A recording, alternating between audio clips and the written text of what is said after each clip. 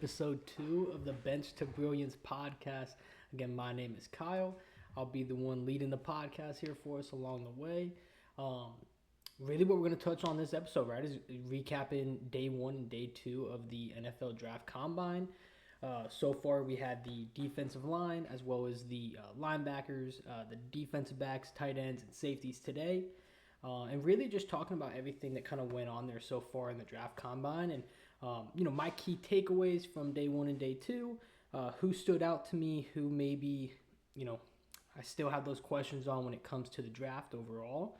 And guys that I may not have been paying attention to before, but now, I'm interested in there later in some of those rounds as well. So gonna go ahead and touch on that here in this episode. And what better way to start it off than, right, with day 1 and the Sonny Styles show. I mean, ends up leading in 3 categories of measurables, right? The 40, the broad, and the vertical jump. And I think everybody knew Sonny Styles was an absolute dog, right? He's a guy that, for me, I left off of my top 5 big board, but it was close. It was a guy that was, really right there for a large part of it, and somebody that I think the world of, right? I think Sonny Styles is, as most people do, right? No shock to anybody, a sure tackler, an absolute stud at the linebacker position. I think a guy that's actually absolutely going to be, a starting linebacker and a top 10, 15 linebacker in the league, possibly, year 1. I mean, I wouldn't be shocked. So, I mean, he's got all the tools, right? You watch him in, the playoffs this season. You watch him during the season. It's a guy that just doesn't miss tackles. That's the biggest thing. And, right, when the NFL, you're looking for guys that don't mess up, right? You guys that aren't blowing tackles, sound football players, but also the athleticism that goes into that as well. And he's got all of that, right? I think for a lot of people, the broad jump and the vertical jump is something that, maybe doesn't, really to a lot of people, you hear all this discourse on Twitter, another drill that doesn't mean, he can play good football. But for a guy like Sonny Styles with that size, 6'4", 6'5", 240, 250 pounds, to be able to broad jump 43 and a half inches, that means basically when you're on the field, if he jumps a pass in the middle of the field, you got to throw it at least 10 foot high. His ability to, just pure athleticism there, right? That, see plays in the middle of the field, disrupt plays in the middle of the field, and then be the sure tackler that he is in the run game. I think it's a guy that, we're going to see make a ton of plays come Sundays. I think he's going to wow in training camp with whatever team drafts him, even more than he did in the combine. He's a guy to me that, right, if he's not in your top 5 big board, he's probably no further than 6 or 7, especially after this combine. And right, I mean, no one's going to all of a sudden start drafting guys because of the combine, right? And you say no one, right? It happens every year, right? John Ross and Mike Gesicki and some of these guys that kind of, explode in the combine, Byron Jones, that, end up probably getting drafted higher than they should have, or maybe higher than we expected originally because of the performance there in the combine. It happens all the time. But for the most part, I think a lot of us at this point understand what the combine is, right? It's for those guys you want to see a little bit more of. For guys that maybe, hey, is he really 5'8"? Is he really 5'10"?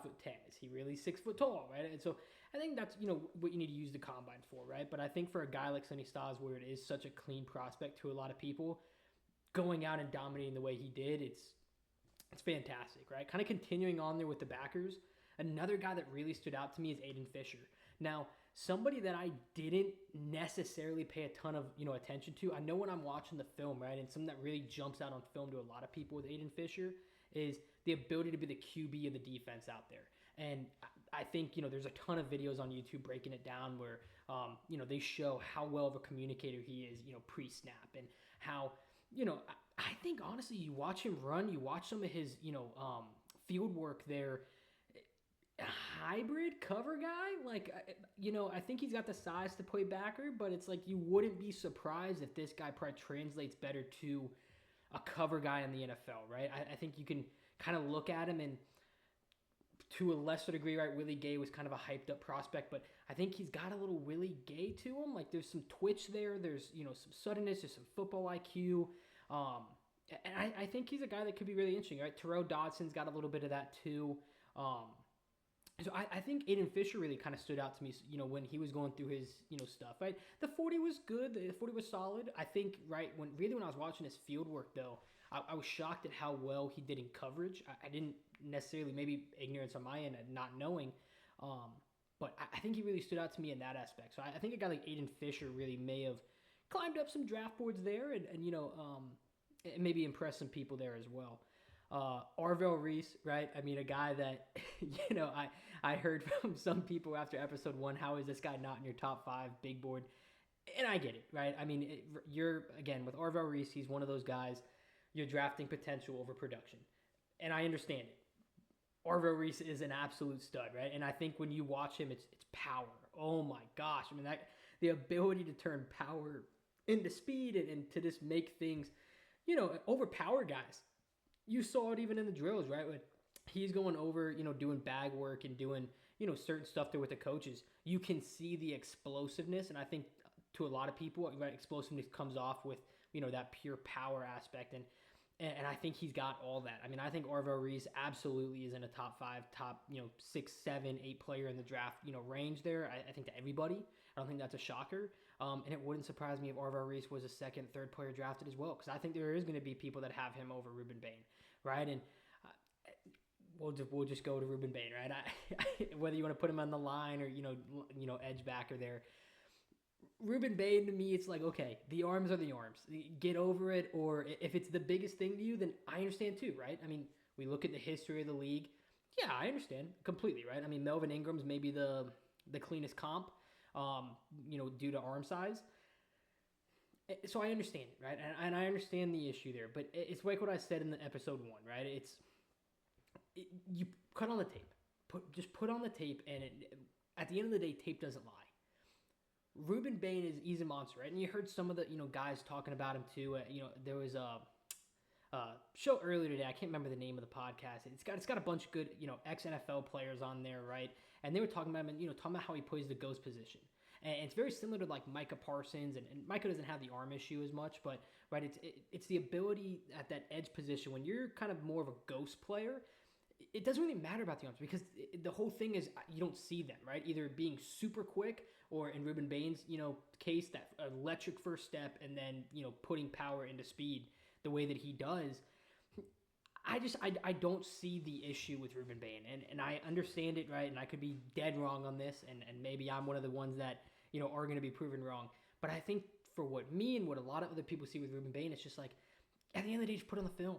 Put on the film. He's such a good player, and it's so proven year over year that he's continuously gotten better.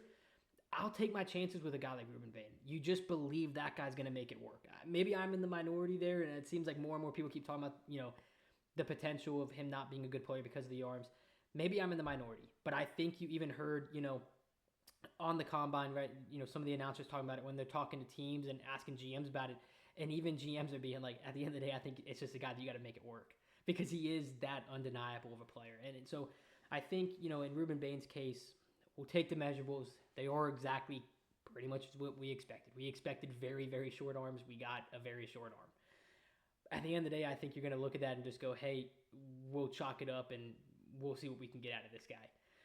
When it comes to the rest of the linebackers, there are, really 2 more names that stuck out to me, or kind of 2 that I think everybody likes at a certain round, right? I think everybody likes these guys in the 2nd or 3rd round, and I understand why.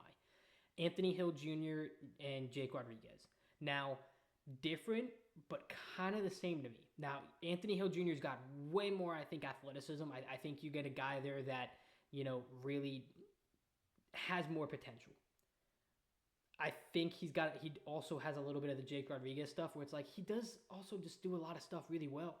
And I think he's a guy that we're going to see, continue to climb up draft boards, continue to do, better when these mock drafts come out. But I think if you watch Anthony Hill Jr., the tape, the little that we saw at the combine, what was there not to like? He is exactly what I thought he was before, right? He's a guy that I can put in the middle of the field. I can trust him to run a defense, and I also can trust him to be a sure tackler. I can trust him to be decent to, I think maybe a touch above decent in pass coverage. I think you can use him, on blitzes, up the middle and that type of stuff, and disguise him in certain roles. I think Anthony Jr. is a guy that really, still is intriguing to me at middle linebacker. And I think, you see him in the second or third round. I think there's great value there. And then Jake Rodriguez, right? I mean, Heisman, candidate, Heisman finalist there. I think the thing is, it's just like he's just a do it all. Yeah, he's not going to wow you with speed. He's not going to wow you with twitch. He's not going to wow you with any of the measurables. But it's like you watch all the linebackers do all the drills, and he's good at everything. You almost correlate it to a guy like I said, like with Mendoza, right? Where it just reminds you of a quarterback that it's like, hey, is he really special at anything? I don't know. But what Jacob Rodriguez is he is absolutely, he's just a do-it-all player. I think he's a guy that you just plug in and you just trust to figure it out because he just reminds you of a guy that's just going to be able to do it all. And I think, you watch him, obviously the turnovers, right, that Texas Tech did last season and some of the ball, get ball, ability that he had there at Texas Tech this last season especially, I think is obviously going to excite people. But I think at the end of the day, it's like you put on the film, he's just a guy that his technique is solid. His technique is so sound. He's very, very, very consistent every single play. It's a guy to me that it's like, yeah, he's not a first-round talent. I agree. Everybody agrees, I think. But you get him in the mid-second round and mid-third round, I think you're getting a starter for the next, 6-8 years. I think that much of him as a player. The defensive line, I'm going to throw some guys in here that maybe more, edge backers too, and I could, throw those guys in there as well. Some more guys that I think translate more to as an actual defensive end, maybe hand in the dirt more often than a guy like Ruben Bain or maybe a guy like Arvell Reese. I think we'll start there with Kendrick Falk. I think it was an up and down combine for a lot of people for Kendrick Falk, right? It's like at one point he looks almost too raw. The other point, it's like, wow, power really does stand out though. Like he's absolutely got the body for an NFL player, and for being, as young as he is, I think he could go back, right? I realistically, I think he could have gone back to college, and I think it may have done him some good. But I think you look at him and you go, wow, that power that's NFL power, right? And there's times where it translates into, speed out there, and I think he's got, the speed to be a good edge rusher. The technique though, you watch him at times, his footwork got kind of sloppy during some drills. I don't think he wowed anybody at the combine. And I think this was an opportunity for him that if he would have came out there and had a really, really clean combine, I think it could have been an opportunity for him to maybe climb into, a David Bailey, class, maybe not Arvell Reese or Ruben Bain. I think it would have been kind of hard to take over those two at this point, but I think you could have made yourself a little bit more, and I didn't come away more impressed with Kendrick Falk than I already was. LT Overton, I thought moved really well, right? I didn't expect that for his size and coverage. I thought when you actually watched him do some of the drop back stuff and, some of the coverage stuff, and again, it's pads and there's no one running at him, but I thought his technique looked really good. I thought his body and footwork overall looked really good when he was dropping back. Really kind of impressed me. Obviously with LT Overton, you expect the heavy hands, and you saw that, right? I think on the bag work, you saw a guy that there's power there, right? And there's a reason that he probably translates more to a defensive end, a person that can, kick, I think, at times inside. I think he has that ability. Maybe not on running downs, but on passing downs, if you wanted to go out there with kind of, a NASCAR passage, package where a lot of guys have, those pass rushers on the field, I think you could see, an opportunity for LT Overton in that aspect as well. David Bailey, top 5 player to me in the entire draft. Yeah, he looked all the part. I think to me he still is the most impressive and the most surefire to me. I'm a massive David Bailey fan, and I think, right, you are drafting a guy that has a lot of the production, right? And I know we talked a lot about the potential as well in the first episode, but the production was there too, right? He's a 14.5 sack season guy. This last year I think is 15 sacks the year before. That's a guy that's like, hey, he's already proven it. He's proven it. He's got a great physique. He's absolutely an NFL body. He's absolutely an NFL player. I think David Bailey, still looked like the most impressive to me out there when you watch the combine. You watch the edge drills, some of the circle drills. I think he moves really well. He's got a really good bend, and he's got the power, right? I think so. For me, David Bailey is still, I think outside of Ruben Bain, I'm going to put him as the most impressive defensive line edge player, right? Outside linebacker kind of type. And I think Arva Reese is right there as a close second to close third, and then Keldrick Falk there kind of in the fourth spot. Um, but there's a guy, and I'll mention him later on, that really did impress me too, that I think could give Keldrick Falk a run for his money, and I might be a little bit higher on him than the others. And it's good. I'll talk about him now. I think Zion Young, right, out of Missouri. I think the guy is just, he's absolutely got it. I'm still a really big personal fan of Zion Young, and I think more and more people are starting to like him. You watch some of the Senior Bowl stuff, really impressive, really, really impressive. I think he won at least 1 or 2 days there at the Senior Bowl that I was really impressed and walked away with being like, hey, probably the most impressive defensive edge today, or probably the most important or impressive outside linebacker today. So I think he's a guy, right, in Zion Young, that I think it's like more and more people, when you watch the film, you cut on the film, you watch the Senior Bowl stuff, you watch the draft combine stuff, I think you're going to keep walking away more and more impressed with Zion Young, and I wouldn't be surprised if you saw him start pushing Keldrick Falk or, Cassius Howell, and you start seeing him, get into that fourth or fifth spot there when it comes to the edge players there. A guy to me that's just frustrating is Tyreek Sapp. Like, why you look like you should be an absolute stud, and I think we all look at that, right? And he's got the viral clips of the pads being way above the knees and all that stuff, and putting the tight pants on. But I think Tyreek Sapp, right? He's just a guy that he looks like he needs to be an absolute player in the NFL, and I think a lot of us saw that there in college too. We need to see more of the power transit into speed, right? We all know he's built. He's super built. He's got absolute NFL body there, but the power to speed is still, I think, lacking at times. I think sometimes the motor isn't what I want to see. When you watch the film, right, there's plays where it flashes and he is absolutely out there being undeniable. And then there's, I don't know. Tyreek Sapp's a guy that I want more from. I think Cassius Howell didn't have a great combine either. There was a lot of, from what I saw when we were watching the field work, especially watching some of the cone stuff, watching some of the circle stuff, sloppy footing. I think at times, just stuff that I wanted to see more from. I don't know. I didn't walk away super impressed with Cassius Howell, and I was hoping I would, because I do think Cassius Howell's film looks pretty good. I was hoping he'd do better on the on-field work. And maybe that's just me, right? I don't know. But I think, the two defensive tackles that really stood out to me, Caleb Banks, I think continues to impress people. And I think Lee Hunter, right? And Lee Hunter came off this fantastic Senior Bowl. I think Lee Hunter won the Senior Bowl in a lot of ways. And I think if you cut on, the combine stuff, yeah, he still looked it. He's still looking very impressive, even after the Senior Bowl. And, there was a lot of plays that he made there in Senior Bowl practice that were, a bunch of highlights that went out. But I also think, when you cut on some of the film from this season too, Lee Hunter was a guy that I think had a lot of really good stuff on film. You watch the All-22, there's not many things that you're hating, right, as a prospect. And I think Lee Hunter's a guy that, he's not going to be a first-round draft pick, I don't think, right? I think we all kind of agree on that. But I think, you get him in the second round, third round, I probably think second. There's a lot of great value there. And to me, I think Lee Hunter, is working himself into a higher draft pick every single time.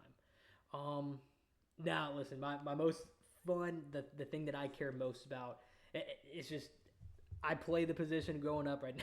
Never at a super high level, but it's where I played, is defensive back, and especially cornerback, right? And we're going to do kind of two segments here. We're going to do cornerbacks, we're going to do safeties later, and then we'll finish off with tight ends, right? I think the corners, I still think, to me, Jamar McCoy is still my cornerback one.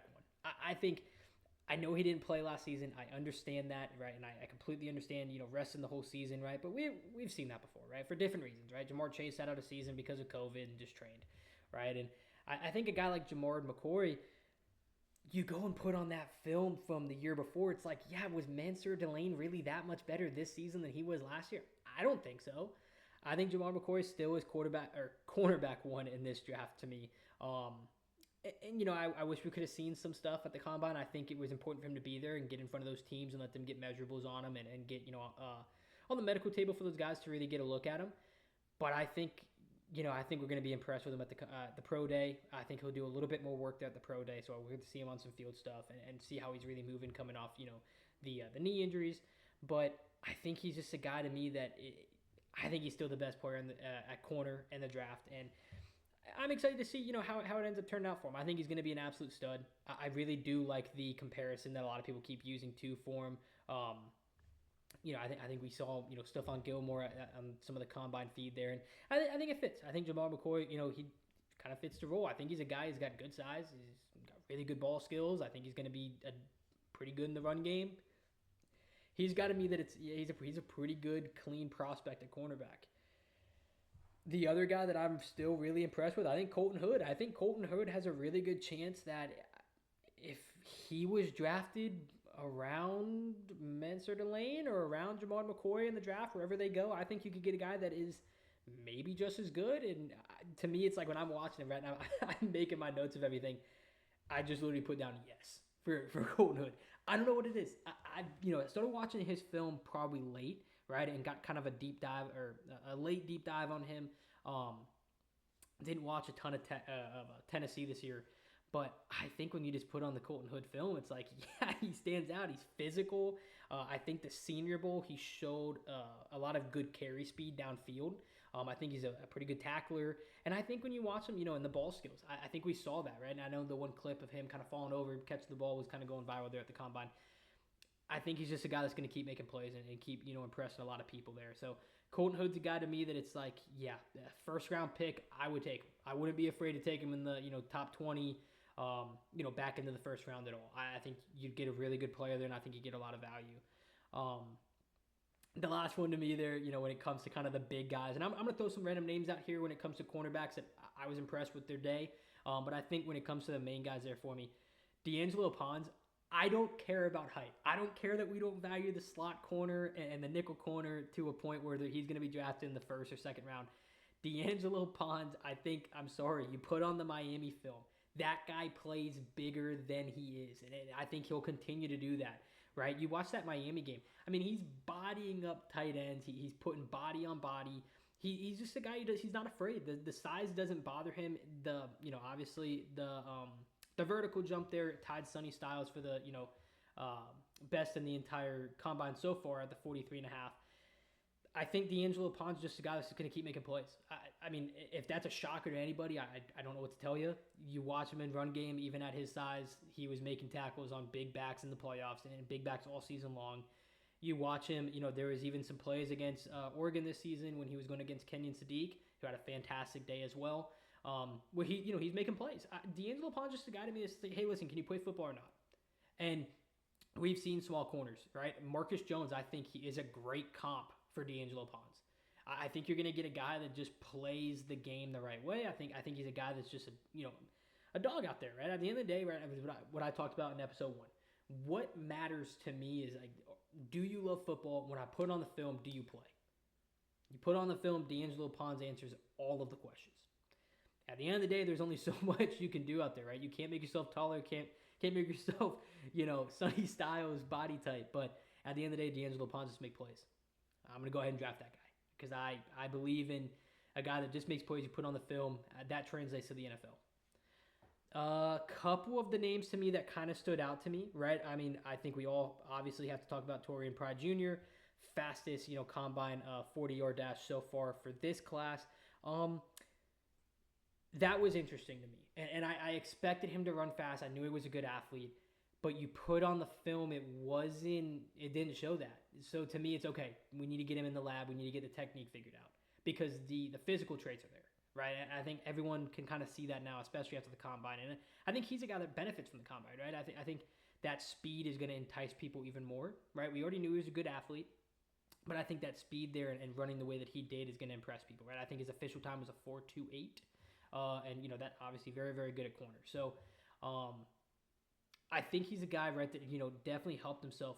But it was kind of weird because, again, when you watch the film, I'm not seeing a guy that plays that fast.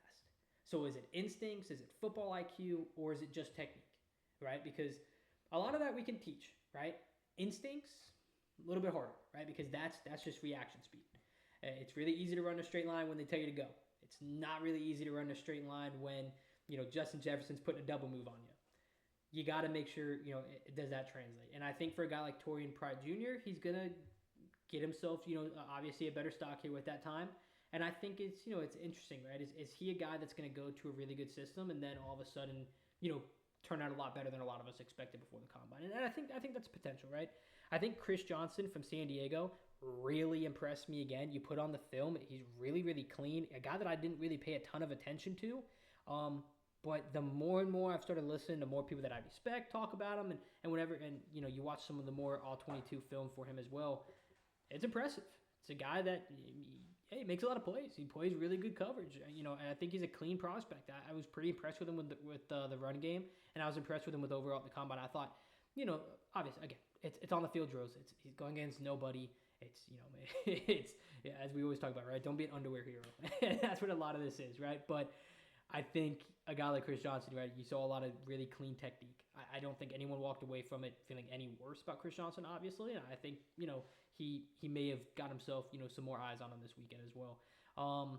Damani Jackson, yeah, I thought he had a good day from Alabama, but I don't know. Like I'm kind of. There's like days where like I put him and I'm like, hey, I think he's a really good steal and like the third or fourth round for our team. And then there's other days where I'm like, yeah, but you put on the film and it's just not that impressive. I don't know. I'm not huge on Damani Jackson. I don't think he did anything that necessarily wowed me in the combine. I thought he did good, obviously. Right? I don't think he had a bad day by any means, but didn't surprise me. Now I will tell you who genuinely shocked me, and I was not huge on Malik Muhammad. I had seen a lot of negative stuff about him, to be honest with you, especially from some Texas fans and not necessarily being the biggest fan of him. But he's a guy to me like Chris Johnson, where it's like you watch him today on the field stuff and the technique's there. And to me, it's like, okay, if you get him in a system where a guy can coach him and maybe he doesn't have to play right away, is that a guy that could be a pretty good player there in year 2, year 3? So I think Malik Muhammad kind of impressed me as well. I think not cracking my top 5 corners, but I think a guy that I'm still intrigued by. I thought Takurio Davis had a really, really good, impressive day as well. The one to me, and I was a big fan of him after the 2024 season, and I had kind of stopped paying attention to him. Dalen Everett, blown away by? I did not expect him to, perform the way that he did in the combine. But it shouldn't be shocking, right? You go ahead and you put on that Texas game from 2024, right? Where, he had blown up Quinn Ewers twice in the backfield. He made, really good plays, I think 2 or 3 times on Isaiah Bond. And he was all over the field, right? There was don't play with Day was kind of trending on Twitter after that game. And I thought Dalen Everett, honestly, just all around, I thought he had a fantastic combine today. Really impressed. Really, want to see more from him. That's exactly how I left, today. Was this is the guy that I need to see more from. And if my favorite team drafted him, I'd be interested. I think he's got good size for the position. I think, you watch the physicality there in that Texas game, especially when they were kind of using him on some corner blitzes. And, he was matching up there with Isaiah Bond, who not the biggest receiver by any means. But I thought he just played a really, really clean game that game. And, you watch some more of the 2025 film and, yeah, I think there's a lot there with Dalen Everett. And I think he's a sleeper that I think more and more people are going to start paying attention to here, maybe in the league, but also I think, us fans here as well. Kind of my, going to safeties there, right? And that's where I said I was going to go next here is, Michael Taffy from Texas. He's still a guy to me. Like, I can't, I know he's not anything special, and I'm not betting on Michael Taffy being a fantastic player by any means. But you just watch him play, and he's just smart. He's gonna make a lot of plays back there. I had a really good comp for him earlier in the day, and I don't know how many people are gonna kind of remember this player, right? But he almost reminds me of Michael Thomas, like the safety, not the wide receiver, but Michael Thomas, the safety, where it's like he probably a really good special teamer. I think he's fundamentally really sound, but I think if you had to put him out there, and Michael Thomas played a lot of good minutes for the Giants, kind of after those Eli days, where I think everybody that had Michael Thomas on the team was like, yeah, by no way am I saying this guy should be the starter of the safety position for my team, but like, hey, he's not the reason we're losing games. I think he's a guy that he's going to be a really, really good backup safety. I think in spot minutes he could play really well, and I wouldn't be surprised if he became a good starter one day. I think he could. He checks off all the boxes, and that's kind of the big thing, right? I think the same thing for a guy like Bud Clark. Wasn't a huge fan of Bud Clark coming into the weekend. Really impressed me with his technique there. I think at the end of the day he's just a good player, right? And I didn't love him because I didn't see some of the freak stuff, some of the super high IQ stuff, right? Caleb Downs, everybody's favorite safety. Thieneman, I think, is a guy that really impresses people.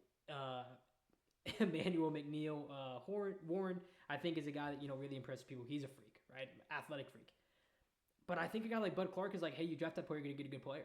Like you're gonna get a good guy. Right? Caleb Downs obviously is still our safety one. I think Emmanuel McNeil Warren. I gotta if Caleb Downs wasn't in this draft, I'm not sure that he's not the number one safety in a lot of other drafts in the past. He's a guy that he's a freak. You're gonna fall in love with the potential of him, but also, hey, what he's done so far, it's been impressive. There hasn't been bad play by him so far in his career necessarily, right? I think a lot of us are, impressed by him, especially coming from the smaller school like he is.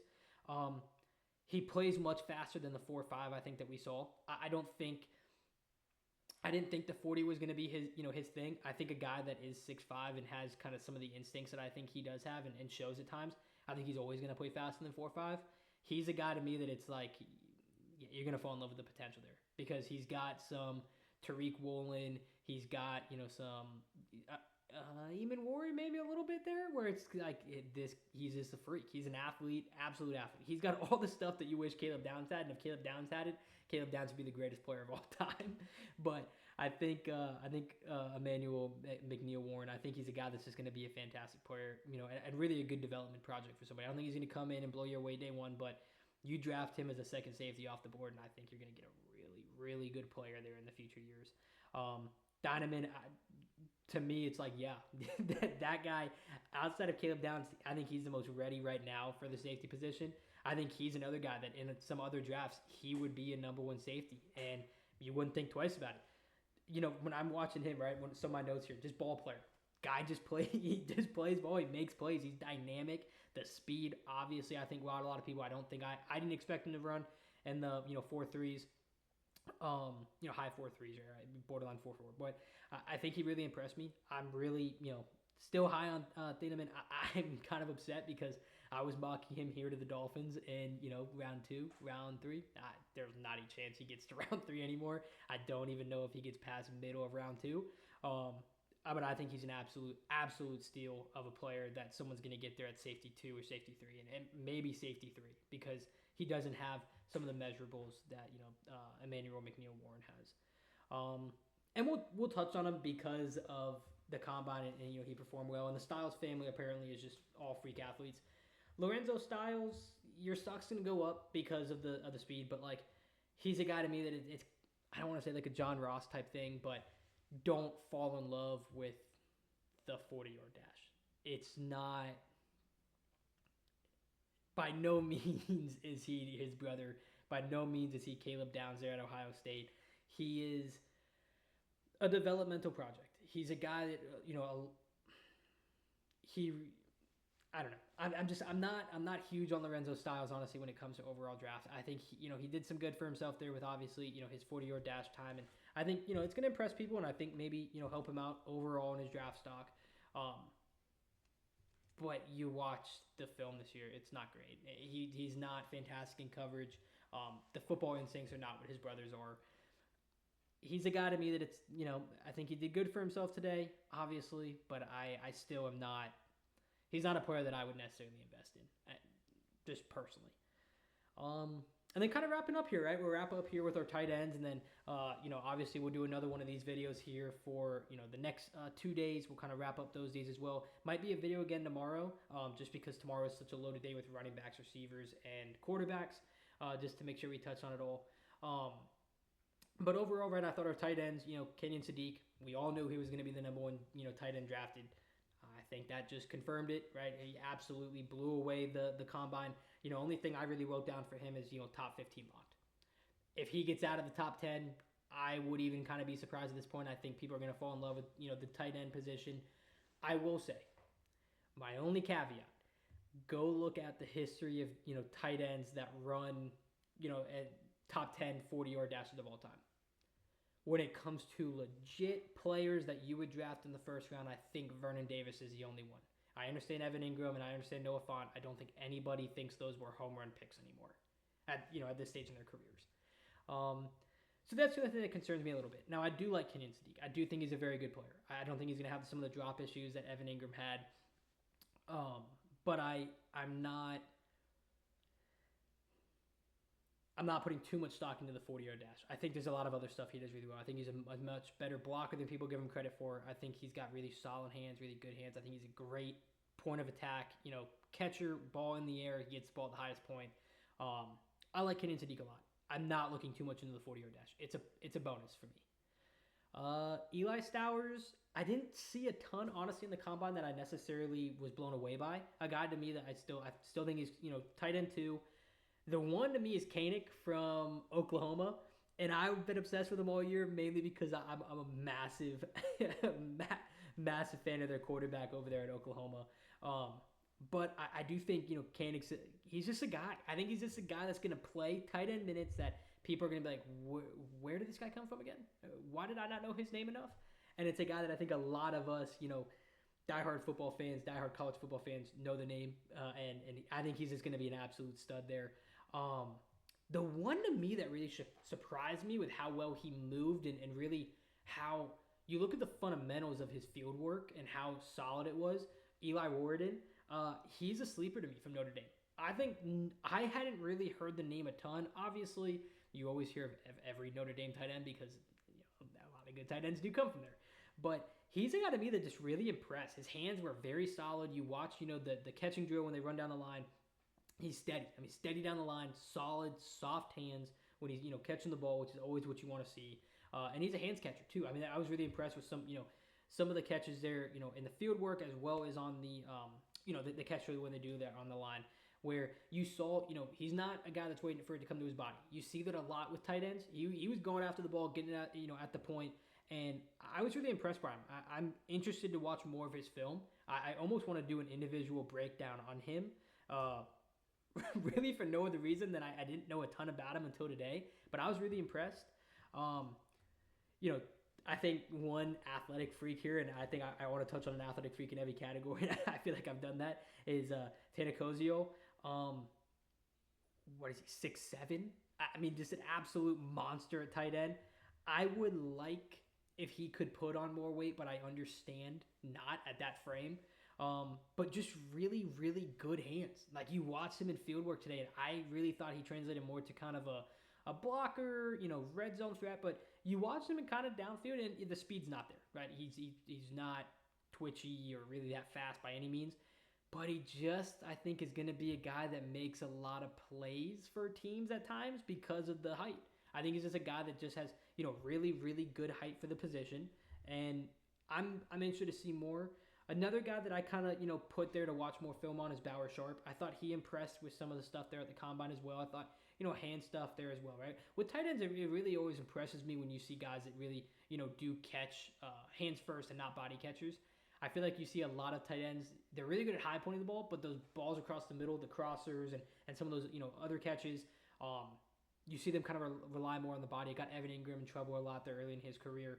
Noah Fant, I don't really think ever struggled with it. I know Mike Gesicki did a little bit, but I thought Bauer Sharp looked really good, right? And I thought, a guy that really did catch with his hands there a lot on those plays as well. So overall, I thought it was a really good combine for day 1 and day 2. I think a lot of guys, made good impressions for themselves. I think it reassured a lot of things that a lot of us, already knew. And yeah, I think overall, I'm really excited for tomorrow. I really, kind of give a little preview.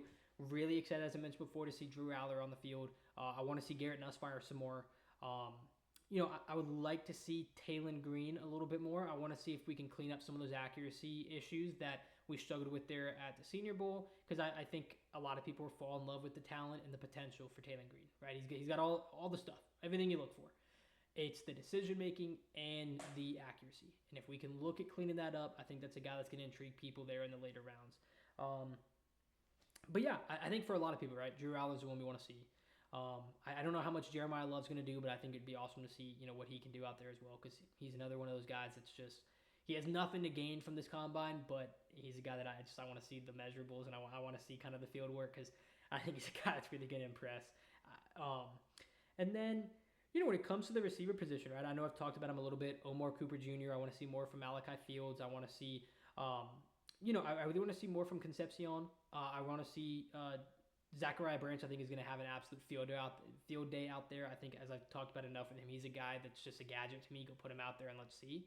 So tomorrow is, really exciting for me. I think we're going to get through some of those, big groups and getting to see what they look like. And then, obviously wrapping up there with the offensive line come day 4. So really excited to see those next couple days there. Obviously I'll keep, my opinions coming here.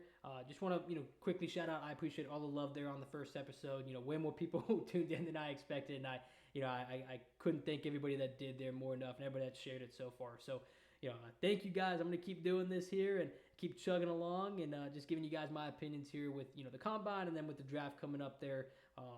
Wanted to give a little bit of insight. I'm thinking day 1 of the draft, I'm going to do a live stream kind of reacting to all the picks there. So we'll stay tuned for more information about that as well. Just vibe for that is just hanging out, watching the draft with your buddies, right? So looking forward to it. Again, appreciate all the love on the video for the first one. And, we'll keep that going here and keep the channel growing. So without further ado, guys, have a great rest of your day. And thank you again for tuning in.